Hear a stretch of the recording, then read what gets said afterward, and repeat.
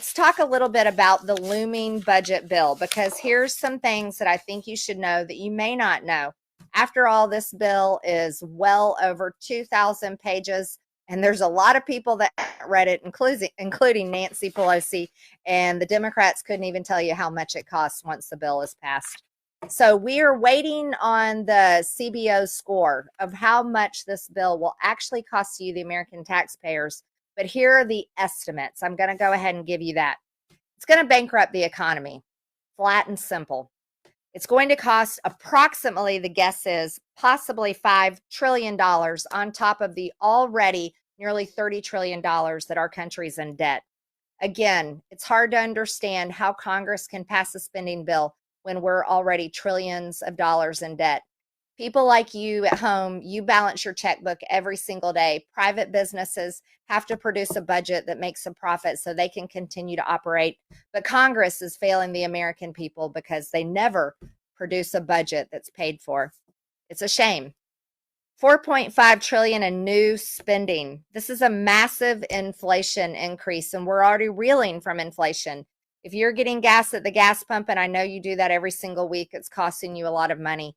And you're reeling under inflation at how much food is costing now. It's not just food, it's how much your clothes, your kids' shoes, school supplies, anything that you're shopping for, you have seen the price go up. And it's sad. We don't want that to happen in our country. Here's the big news. It's going to cost Americans approximately 1.5 trillion in new taxes. Don't we already pay enough taxes? I mean, we are a country that was founded by a tax revolt. I think most Americans should be against a tax increase. We're also looking at approximately 3 trillion plus in more debt. Now, we've already got enough debt, and we can talk that all day long, but this isn't something that Congress cares about. I care about it, you care about it, but not many others do. Here's an issue. 2/3 of employers' taxes would fall on the poor and middle class. You see, it's a lie when it says it's going to tax just the rich. No, it's going to hurt the poor and the middle class equally as much, and actually so much more. Poor and middle class Americans are already hurting at the cash register. We don't need to add on more taxes and make it worse. Here's another really scary thing. This bill has $80 billion in it to hire over 85,000 IRS agents that would target Americans. Because what is the IRS set up to do? Is set up to collect taxes. We are going to fear an IRS that's targeting Americans and going after you, especially in your bank account, depending on what you spend or don't spend. Now, here's what else is going to happen. It's going to be a payoff to the communist coastal elites. You know who these people are. Big tech executives. These are the companies that censor you, have kicked you off Facebook, kicked you off social media, and silence your voice. Now, here's the really scary part. While you've been going to the gas pump, filling up your car with gasoline and diesel ever since you started driving it, and I know for some of you that's been a really long time, they want to make a big change in the way we drive all across America. You see, the Democrats want to switch Americans over to electric vehicles. And while I think new technology and innovation is really cool and it's amazing, I am strongly against the government forcing our economy to make a change. Because after all, an American economy should only operate on supply and demand. We don't have Americans all over the country demanding electric vehicles, but the Democrats are. And I'll tell you why. It's going to serve China. The government, through this Build Back Better bill, will be funding electric vehicles for, guess what? Those rich couples and big businesses. And here's how it works. $12,500 tax subsidy for families making $500,000 or more to buy an electric vehicle. Now, is that really fair? I think if they're making that much money, they should be able to buy that electric vehicle all by themselves. They don't need an incentive. 78% of the electric vehicle credits are claimed by those making $100,000 or more per year. I think this is something that the elites and the wealthy want, not regular working class Americans. 4.8 billion in electric vehicle credits for businesses to convert their electric vehicle fleet. They're going to be paying off these big businesses to convert their fleets to electric vehicles. Now, get this. Here's the issue. I've already talked to you about this and I can't say it enough. America doesn't compete in the electric vehicle battery market. America, our industry, our electric vehicle battery market is much less than 10% of the overall world market.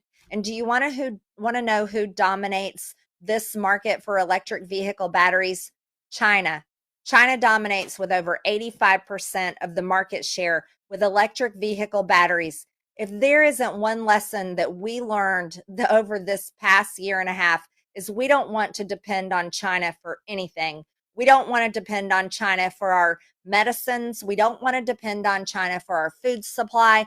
We don't want to depend on China to simply drive to the grocery store, drive our kids to school, or drive to work every day. So why would the American government force Americans to switch our cars to electric vehicles? They shouldn't. And we should stand up and try to stop it. We should stop this because I believe, and I know you do too, when the government, the federal government, is forcing change on the American people against our will, well, that is communism. And we should stamp it out as soon as it starts. Here's what else we're going to see. $6 billion for colleges and universities. Well, guess what? That's already on top of the $76 billion that they already have. They've received that much money just over the past year. They want to give them $6 billion more in the Build Back Better budget, and this shouldn't be happening. Colleges and universities need to provide college students an education to go to work every day, not teach them racism like CRT or anything that would divide Americans. After all, aren't we all created equal? At least God thinks so, and our Constitution says it. Something else you should know. This is also going to force Republican states to bail out radical socialist spending in Democrat states by raising the state and local tax exemption to $80,000, which will only help the richest Americans that cost $112 billion for 2022. You see, this does pay off the elites in our country. It doesn't help the working Americans. Now, here's what it really does. The Build Back Better bill implements the Green New Deal, and this is where things get dangerous. $450 million for job training and climate change careers. This is a complete waste of money. The Democrats believe that climate change is the most dangerous thing that America is facing. That's not the most dangerous thing Americans are facing. We're facing an economic collapse. We're facing a world takeover by China. We are facing Russia, who just shot down a satellite in space. We're facing an illegal invasion at our border, and we are facing basically communism. That's the most dangerous thing happening to Americans. But there's a lot more. $150 million more for species protection. $7.8 billion for environmental justice tax credit for universities to support climate change studies. $85 million to create programs to study how climate change hurts people's health. And then get this, these are the words they use, especially pregnant individuals.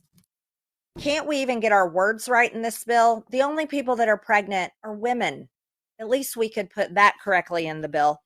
$10 billion to convert federal fleet to zero emission fleet of cars. I can't say this enough.